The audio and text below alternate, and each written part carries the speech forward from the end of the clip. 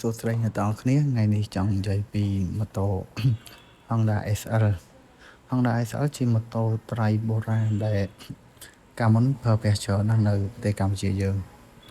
និយាយពីចំណុចល្អរបស់វាគឺតកតងនឹងម៉ាស៊ីន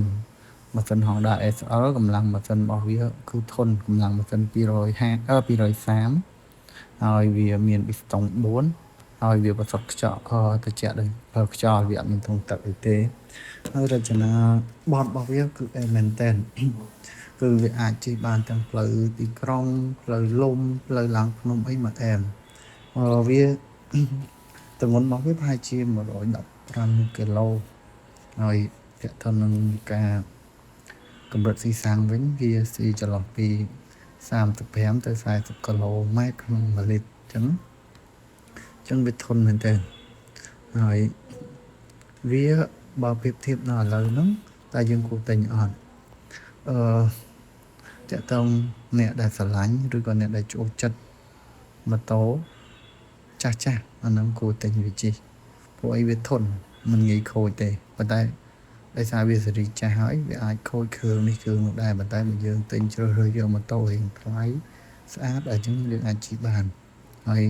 ជិះបានហ្នឹងវាមិនមែនជិះបានទាំងស្រួលទាំងល្អទៀតព្រោះអីវាជារបស់ជប៉ុនអញ្ចឹងម៉ាស៊ីនរបស់វាអីមែនតើខ្លាំងហើយតកតងល្បឿនវិញយើងអាចមូលបានចន្លោះពី80ទៅ